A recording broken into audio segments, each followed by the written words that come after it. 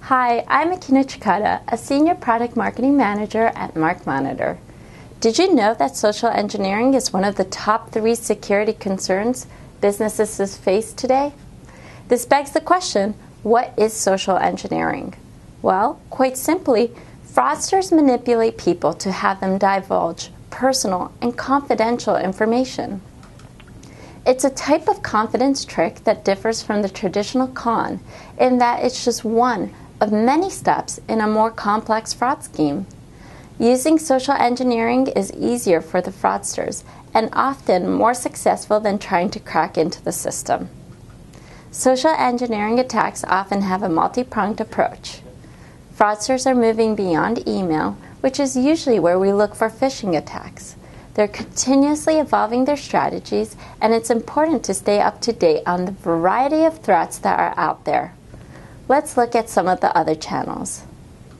For example, did you know that fraudulent attacks can occur via websites, such as impersonation sites or loan lead generator sites? Loan lead generator sites fool consumers by false association with trusted brands. Consumers usually end up receiving the loan, but not necessarily with the organization they expected. Then there are fraudulent paid search ads, which direct people to malicious websites. Like everyone else, fraudsters are also active on social media, except instead of posting pictures of their cute kids or latest vacation, they post links to phishing sites. And what about the ever-present smartphones? Malicious mobile apps can pass themselves off as legitimate from organizations such as banks and social networks. These are designed to trick users into entering their login information and potentially even install malicious code on their devices. So, what does this add up to? Businesses are finding that fraudulent social engineering attacks hurt both the top and bottom line in a number of ways. First, they can damage the consumer's trust in the online channel. Secondly, they can weaken customer relationships and cause customers to go to competitors. And lastly, they can increase costs due to incident firefighting, fraud remediation, and higher customer support costs. So what are best practices? Since social engineering attacks can have a multi-pronged approach, it's critical to have visibility and protection across all digital channels.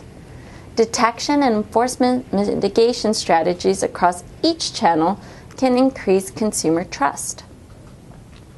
An appropriate enforcement strategy should include brand enforcement, fraud shutdowns, and fraudcasting for browser blocking. And remember to also make consumers allies in fighting fraudulent activities. You could do this by setting up an inbox so that your customers can easily forward any fraudulent scams. And also, share the latest social engineering tactics with consumers to help them understand what to look out for. To find out more, be sure to watch the video of my 30-minute webinar on this topic.